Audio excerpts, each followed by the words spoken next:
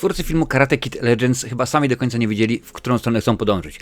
Bo nie wiedzieli, czy ma to być kontynuacja filmów, 4 filmów z panem Miyagi, czy może rzeczywiście nie. Pamiętamy, że był film oczywiście z Jackie Chanem i z Jadenem Smith, ale jeszcze też oczywiście był serial Cobra Kai, czyli gdzie pójdziemy, co kontynuujemy. No niby jest tak, jedno drzewo, 2 gałęzie, że niby łączymy to pięknie. No okej, w porządku, zgodzę się. Rzeczywiście na początku pojawia się pan Miyagi.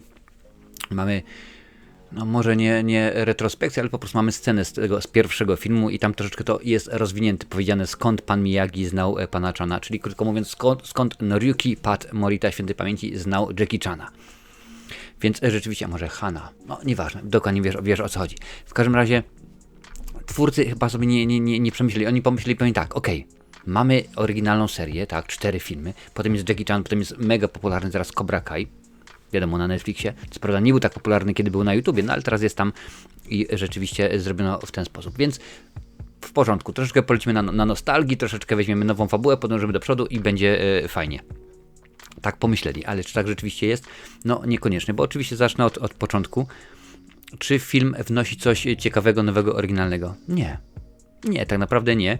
Jest to rzeczywiście produkt, może nie filmopodobny, bo to byłoby nadużycie, ale jest to film, który już widzieliśmy 1000 razy. A jeżeli chodzi o serię Karate Kid, to już widzieliśmy to 5 razy. Bo dokładnie to samo było przy okazji pierwszych części, kiedy to w rolę Daniela LaRusso wcielił się oczywiście Ralph Macchio. W 4. części pojawiła się Hilary Swank i potem w filmie z Jackie Chanem pojawił się Jaden Smith. Tak naprawdę tylko brakowało tego, żeby, bo wszyscy tutaj są, naprawdę wszyscy tutaj są i brakowało, żeby się pojawiła właśnie Hilary Swank, że Jaden Smith i Thomas Ian Griffiths, wtedy byśmy, jeszcze może Martin Kove, wtedy byśmy mieli już po prostu wszystkich wszędzie naraz, bo oczywiście pojawia się Jackie Chan, mówimy o tym wcześniej, pojawia się Ralph Macchio, pewnie, że tak, jest również William Żabka, który w pierwszym części był postacią, był antagonistą. Z tego co wiem, pojawia się w Cobra Kai, ale ja serialu Cobra Kai ani jednego odcinka nie widziałem, więc też to była dla mnie odpowiedź, czy można ten film obejrzeć bez znajomości Cobra Kai. W ogóle akcja filmu rozgrywa się po wydarzeniach w finale Cobra Kai i film przesunięto o 5 miesięcy, a żeby rzeczywiście to jakoś miało ręce i nogi, a akcja, mimo że film był wydany 3 miesiące po finale Cobra Kai, rozgrywa się 3 lata później. Także jeżeli jesteś na bieżąco z serialem Cobra Kai, to dokładnie wiesz, czego się możesz się spodziewać. No i rzeczywiście tak to wygląda, tak to rzeczywiście jest zrobione, że każdy się niemalże tutaj pojawia. Ale fabularnie to jest nic nowego, wiesz, mamy chłopaka, który ma oczywiście problemy, jest w wielkim mieście, mama mu mówi, żeby się nie bił, bo oczywiście wszyscy mówią, że jak zawsze, żeby się nie bili, ale jest dziewczyna i tak dalej, i tak dalej. No nie wymyślili nic ciekawego. Powiem więcej, nawet nie postarali się, bo jeżeli popatrzymy na naszego Złola, na naszego antagonistę, no to jego wygląd jest dokładnie niemalże identyczny z tym, jak wyglądał Thomas Ian Griffiths bodajże w 3. części, wiesz. Ciemne kimono, włosy spięte do tyłu, gumka, troszkę tak jak ja. I nawet ta sama mimika, ta sama fryzura, więc jest on bardzo, bardzo podobny. Dodatkowo co? Jest dziewczyna? Oczywiście, że tak. Ten antagonista, no niech będzie może nie głupek, ale ta osoba, która gra w tym filmie złą rolę, to była jego dziewczyna. I co więcej, oni wszyscy chodzą razem do tej samej szkoły, no bo inaczej rzeczywiście być nie mogło, więc ten film, delikatnie mówiąc, jest wtórny. Ten film rzeczywiście, nie durny, ale wtórny. Ten film rzeczywiście nie wnosi nic nowego do uniwersum, poza tym, że mamy stwierdzenie, o tak, jak najbardziej, Noriyuki Pat Morita znał Jackie Chana. Wielkie zaskoczenie, wiesz, 2 gwiazdorów, może nie kina akcji, bo akurat Noriyuki Pat Morita niespecjalnie w kinie akcji się udzielał, ale wiadomo o co chodzi. Filmy ze sztukami walki w tle. Więc tutaj no, nie jest rewelacyjnie. Nawet no, to wszystko jest podszyte tragedią, tak? No to rzeczywiście dowiadujemy się, że tam niefajne rzeczy się wydarzyły w Chinach, stąd przeprowadzka do Nowego Jorku, ale oglądając ten film nawet nie byłem w stanie współczuć naszemu bohaterowi, bo oglądałem go, no mówię, kurczę, rzeczywiście stało się, odszedł od niego brat, ale mówię, no i co z tego? Wiesz, totalnie jak po kartce spływa, niespecjalnie jakoś to w ogóle rusza. Ja oczywiście zdaję sobie sprawę, że to nie jest film na podstawie Szekspira, to nie jest dramat psychologiczny, tylko to ma być kino lekkie, łatwe i przyjemne, ale mimo to chciałbym, ażeby było tutaj cokolwiek, co sprawiło, że to nie będzie film, który tam sobie będzie brzęczał jak Kuchenne rewolucje, czy jaka to melodia, że po prostu przejdziesz, w porządku, jest w telewizji, niech sobie leci, mi to nie przeszkadza, a przy okazji fajnie brzęczy w tle, tylko żeby to była fabuła, gdzie interesujesz się naprawdę, że albo chcesz, żeby ten antagonista miał skopany tyłek, chcesz, żeby nasz protagonista, czyli nasz dobry bohater, żeby mu się udało, żeby zrobił to, tamto, siamto, owamto, a tutaj nie, totalnie naprawdę nie interesowało mnie. Ten film zbyt mało pokazał mi tego Li Fonga. Pojawia się oczywiście Jackie Chan i gdyby to był taki powiedzmy typowy Jackie Chan, którego kojarzymy z filmów, gdzie tam on naprawdę bije się, pokazuje różne rzeczy, przy okazji jest świetny humor i dodatkowo na końcu dostajemy to wszystko, co powiedzmy nie wyszło, albo to, co gdzieś tam rzeczywiście próbowano. I gdyby to było więcej Jackie Chana w Jackie Chanie, albo Jackie Chana w Karate Kid, no niech tak będzie, no to mogłoby to być rzeczywiście dobre, ciekawe, sensowne. A tak to tutaj rzeczywiście nie wyglądało to dobrze. Film po prostu może nie nudzi, bo to byłoby akurat złe słowo, ale nie wciąga. W żaden sposób nie wciąga. Obejrzałem go i mogę się sobą założyć, że za tydzień, jak mnie zapytasz o szczegóły fabuły tego filmu, już nie będę pamiętał, bo po prostu on przelatuje przez siebie i rzeczywiście nie jest to świetna sprawa. Dodatkowo mówię, no kopia, to jest kopia, delikatnie mówiąc, bo jeżeli mamy nawet kopię, no tak jak mi to powiedzmy sobie przyszło do głowy, i nawiązania do różnych filmów, no nie tylko oczywiście Karate Kid, ale też i z twórczości Jackie Chana, no to nie jest to dobrze. Może, jeżeli znasz, napisz mi w komentarzu, jeżeli znasz na przykład serial Cobra Kai, jest więcej smaczków i dla ciebie to ma ręce i nogi, bo proszę bardzo, okazuje się, że ta postać zrobiła to, tamto i tamto, a to wydarzenie sprawiło, że to i tak dalej. Może rzeczywiście to zrobione w ten sposób, ale jeżeli tak, to oznacza, że film jest podwójnie źle zrobiony, bo po pierwsze, osoba, która chce ten film obejrzeć bez znajomości Cobra Kai, nie ma takiej możliwości, a po drugie, no trzeba znać, więc to jest rzeczywiście niedobre, bo teoretycznie wszystko się powinno zgadzać. Patrzcie, mamy 4 oryginalne filmy. Mamy film z Jadenem Smithem i mamy Cobra Kai. Masz osoby z 3, można powiedzieć, nie różnych światów, bo to niekoniecznie, bo to jest jedno wielkie uniwersum, ale masz 3, powiedzmy, osobne byty, które próbujesz złączyć w jedno i to ci się nie udaje, więc rzeczywiście nie wygląda to bardzo dobrze. No oczywiście ukłon w stronę pana Miyagi, że pojawia się na początku, no ale to rzeczywiście nie jest rewelacja. Ta historia, którą tam dowiadujemy się, że jak, gdzie, kiedy on poznał nie tyle rodzinę Hana, w tej roli oczywiście Jackie Chan, ale przodków i tak dalej, no to musiało być rzeczywiście dobrze zrobione, ciekawie, ale tak to było. Film, to się zastanawiałem, czy on jest w ogóle widowiskowy, wiesz, no bo wiadomo, że film musi być teraz ciekawy. Nie może być, że przez 20 minut jest jeden facet, gada do kamery, nic się nie dzieje. Tam tutaj powinno wysłać białe świerszcze w międzyczasie, ale chyba ich rzeczywiście nie było. Ale ten film jest jak dla mnie za szybki. Tak, za szybki, bo dużo się dzieje. Ja to nazywam montażem MTV i mnóstwo mamy takich scen, gdzie dosłownie na ułamek sekundy coś się dzieje, coś pokazują, 15 000 ujęć i jest to rzeczywiście, ma być interesujące. Jak dla mnie nie za bardzo. Za bardzo jest to rzeczywiście przekombinowane i jeżeli twórcy chcieli troszeczkę nawiązać i puścić oczko do osób, które się wychowały na oryginalnej trylogii, no to rzeczywiście nie tędy droga. Rzeczywiście nie pokazali klasy. Było już wiadomo oczywiście wcześniej, że ani Hilary Swank, ani Jaden Smith nie powrócą. Reżyser stwierdził, że tak, oni tam gdzieś są, istnieją, są ciągle kanoniczni, no ale po prostu tutaj nie było rzeczywiście potrzeby, żeby się pojawiali. Więc ten film troszeczkę jest za bardzo przekombinowany, wiesz, bo też sam finał, że tak powiem, mamy ten turniej 5 dzielnic, 5 dystryktów i potyczka, wiadomo, nasz bohater dochodzi do finału, antagonista również jest wielkie starcie. Gdzieś to się odbywa, tak się zastanawiam, w ogóle odbywa się na dachu wieżowca. Ja już tylko miałem od razu w pamięci, zaraz ktoś kogoś kopnie i będziemy się trzymać za rękę, żeby nie spadł z tego wieżowca. Niby to wszystko jest legalne i tak dalej, ale kiedy sędzia na przykład próbuje w jednej z walk rozdzielić pojedynkujące się osoby, no to ten odtrąca sędziego i idziemy dalej się bić. No jeżeli to jest legalne, to po czymś takim dziękuję bardzo, czas, dyskwalifikacja i do widzenia. Widziałem jedną z walk bokserskich, kiedy kiedy jeden z zawodników, jeden z bokserów, był to facet, który przeszedł z mieszanych sztuk walki, no i boksuje faceta, a w pewnym momencie chwycił go, rzucił go na deski, mówi, o nie, co ja zrobiłem, no podchodzi sędzia, oczywiście nie ma gadania, dyskwalifikacja, dziękuję. Tutaj oczywiście, żeby nadać dramaturgię, no to w ogóle i bijemy się dalej. No po co, wiesz, ja rozumiem, że to jest właśnie po to, żeby ta dramaturgia była na najwyższym poziomie, stąd też ten wieżowiec, wiesz, stąd wszelkiego rodzaju zastosowane triki tutaj, no ale nie, naprawdę nie jest to rzeczywiście dobra droga, żeby dać, ile on tam ma, 17 lat? Później odzwonię, żeby dać tam powiedzmy 17 czy 18-latka i pójdziemy razem z mamą i z wszystkimi i będziemy się bić na wieżowcu i będzie super. No nie, naprawdę nie tędy droga, film powinien pójść, powtórzę po raz wtóry, czemuż by nie, słowa Alfreda Hitchcocka. Jeżeli masz dobry scenariusz, możesz zrobić dobry albo zły film. Ze złego scenariusza dobrego filmu nie zrobisz. No i tutaj chyba rzeczywiście stwierdzono, okej, jakoś to będzie, po prostu to jest film o karate. Nie, to jest film o kung fu.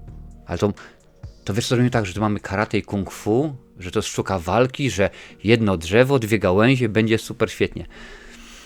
No może nie tym razem rzeczywiście, bo tak jak mówię, chciano, ale nie do końca. No, powrócił po wielu latach na wielki ekran Ralph Macchio, tutaj w tym filmie ma 63 lata i w momencie premiery tego filmu był o 12 lat starszy od Pata Mority, który w momencie premiery Karate Kid w 1984 roku miał zaledwie 51 lat. W ogóle jak lubisz takie materiały, daj suba, pewnie, że tak. Wtedy będziesz wiedzieć o wszystkim. No, jeżeli YouTube cię o tym poinformuje.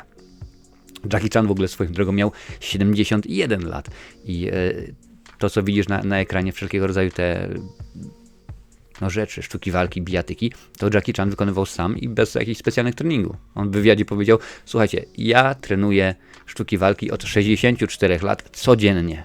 Więcej nie potrzebuję żadnych rzeczy i rzeczywiście widać, troszeczkę więcej humoru bym narzucił, byłoby super, ale twórcy nie podołali, naprawdę nie podołali, bo mamy tego pana Miyagiego, jak najbardziej, mamy tego Jackie Chana, nawet ta scena jest z filmu z 2010 roku wzięta, pokazana, no mamy, ale to tylko i wyłącznie jest Jackie Chan i to wszystko, wiesz, i to nie dało, bo mamy montaż, tak, ja to już od czasów, w którymś to się filmie Rocky bił z Ruskiem, w 4. części, tak?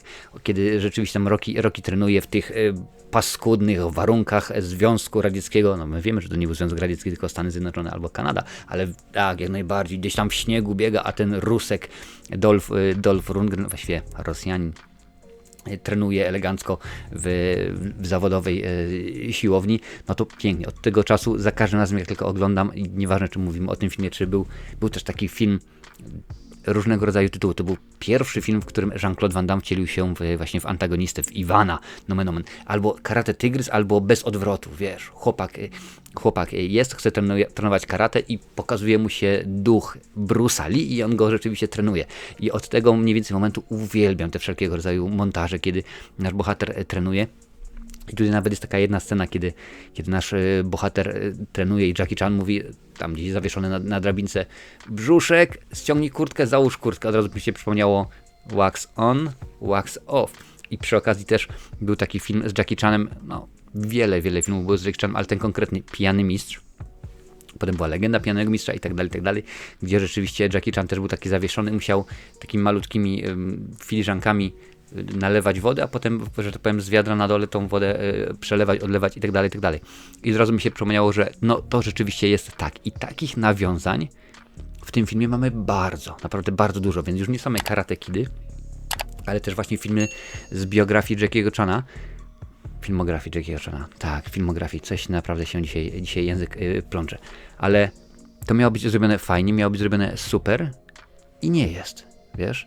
Bo teoretycznie można tak zrobić, że weźmiemy 3 różne światy, jak w tym przypadku, i poskładamy to i powiedzmy troszeczkę tak jak patchwork, że niby to wszystko do siebie nie pasuje, ale kiedy to połączysz, proszę bardzo, to jest bardzo fajna, umówmy się, mozaika jakaś z tego wyjdzie. A tutaj się okazuje, że mamy 3 różne zestawy puzli, wiesz, tutaj masz Giewont w Zadymce, tutaj masz pustynia błędowska w trakcie burzy piaskowej i na dole masz Bałtyk i chcesz to połączyć w jeden, powiedzmy, fajny, spójny obraz i z tego nie wyjdzie nic dobrego. Naprawdę z tego nie wyjdzie nic dobrego, nie wyszło tutaj i nie udało się. Więc Tak tutaj patrzę, bo oczywiście mam ściągawkę i mam ciekawostki z IMDb, ale widać, że no chyba nie za bardzo twórcy wiedzieli co i jak. No dodatkowo pojawia się ten William Żabka, który no wiem, że pojawia się oczywiście w serialu Cobra Kai. Tutaj jest chyba tak naprawdę na 30, może 45 sekund. Rzeczywiście nie odgrywa wielkiej roli, ale nawet ten Ralph Macchio, który tutaj jest, no tak siedzi, tak chodzi, mówi. Jest takim facetem totalnie bez energii, że nie wiem, czy to taki był zamysł. No ja, biorąc pod uwagę, że to jest teoretycznie kontynuacja Karate Kidów, no skoro go nie było w czwartej części, bo tam była oczywiście Hilary Swank, skoro go nie było w tym z Jackie Chanem, bo teoretycznie to był inne uniwersum, inna gałąź, można by powiedzieć, no to jak dla mnie jest to kontynuacja trzeciej części, gdzie tam powiedzmy wiele lat później Daniel powraca. No i no niestety dla mnie się to nie trzyma kupy, wiesz, tak się zastanawiałem oglądając ten film wczoraj, mówię, okej, no jest nie najgorzej, może być po prostu, ale co ja lubię właśnie zrobić, lubię się, że tak powiem, przespać z filmem, nie robić recenzji na gorąco i wtedy myślisz, no ale dlaczego, ale po co, ale przecież to się nie zgadza, to i tak dalej i muszę ci powiedzieć, nie jestem w stanie tobie polecić filmu Karate Kid Legendy, mimo że pojawi się Jackie Chan, Ben Wang. Kto to jest Ben Wang? Po prostu, no ale to wiadomo, no, wprowadzają młodego nowego aktora, więc trzeba go jakoś w jakiś sposób zareklamować. Zresztą z drugiej strony chłopak naprawdę się rusza bardzo dobrze i jak już są te niektóre sceny, domyślam się, że też Jackie Chan tam gdzieś pomagał, bo jest kilka scen, zwłaszcza ta jedna, kiedy nasz bohater próbuje naprawić motocykl, to może jest zbyt duże słowo, ale powiedzmy coś tam grzebie przy silniku i pojawiają się opryszki. To wtedy rzeczywiście to wygląda bardzo ładnie, bardzo ciekawie i widać, że jest nawiązanie chociażby do filmu Police Story, bo kilka rzeczywiście tam tych akrobacji na aucie, na śmietniku wygląda bardzo ciekawie. Więc tutaj, no niestety, bardzo mi przykro, więcej Jackie Chana w Karate Kid było super. W ogóle Jackie Chan to jest facet fenomen. 71 lat, sam wszystkie te sztuki wykonywał, a w ogóle w tym momencie, bo sprawdzałem dopiero co na IMDb, Jackie Chan ma jako aktor oczywiście 7 filmów w produkcji albo już są montowane, bo to rzeczywiście jest mowa tylko oczywiście o 2025 i 2026 roku, więc jest rzeczywiście grubo, a dodatkowo jako producent ma kolejnych kilka produkcji, kilka filmów, także jeżeli czekasz na Godziny Szczytu 4, tak, są w tym momencie już zaplanowane, nowa opowieść policyjna, druga część jest jak najbardziej, a także dla tych, którzy lubią Once Upon a Zodiac, ale to akurat animacja, tak samo zresztą jak Panda Plan, część druga, to również animacja jest, ale tak naprawdę to jest animacja azjatycka, więc niekoniecznie musimy ten film kojarzyć. A inne kino, akcji i tak dalej, to rzeczywiście się dzieje. Ralph Macchio, no niespecjalnie, on chyba będzie do końca życia. Mimo że pamiętam go z bardzo dobrej komedii Mój kuzyn Vinny, za którą to Marisa Tomei otrzymała Oscara, a Joe Pesci po prostu był genialny, ale to już oczywiście opowieść na inny temat, na inny dzień. Ale nie, Karate Kida tobie nie mogę polecić. Nie mogę powiedzieć, żebyś, chyba że poczekasz jakieś 2 miesiące, 3 miesiące, w zależności od wyników finansowych w kinie i będziesz miał ten film na VOD i gdzieś tam sobie włączysz w telewizji na zasadzie, ja zrobię, a tutaj przy okazji sobie pójdę pomalować sufit w dużym pokoju, rzeczywiście pójdziesz sobie pomalować trawę, pójdziesz patrzeć jak rośnie, jak gotuje się woda w czajniku, no to wtedy ten film gdzieś tam powiedzmy możesz stwierdzić, jest dobry, nie najgorzej, kilka bijatyk jest ciekawych, kilka rzeczywiście nawiązań może być, a nasi bohaterowie, nasz wątek, no niekoniecznie, nie polecam. W ogóle jeżeli chcesz zobaczyć dobrego Karate Kida, w opisie, także przypomnę do komentarzu, mam nadzieję, że znajdę. Wrzucę Ci linki do tego filmu, możesz sprawdzić, czy oryginalna trylogia da się jeszcze rzeczywiście obejrzeć po tylu latach. Pamiętaj, pierwszy film to jest 84 rok, więc w tym momencie jest to już 41 lat od premiery, oczywiście w momencie nagrywania tego materiału. Więc rzeczywiście tak, zgadza się, oryginalny Karate Kid, tak. Karate Kid Legendy, no niestety zawodzi. Nie dowodzi, mimo że próbują, biją się na wszelkiego rodzaju sposoby, że mamy kung fu i karate, a niestety tym razem nie jest to dobre, ale więcej filmów, pewnie, że tak, kina akcji, filmów kopanych znajdziesz na tej liście. Obejrzyj, bo warto.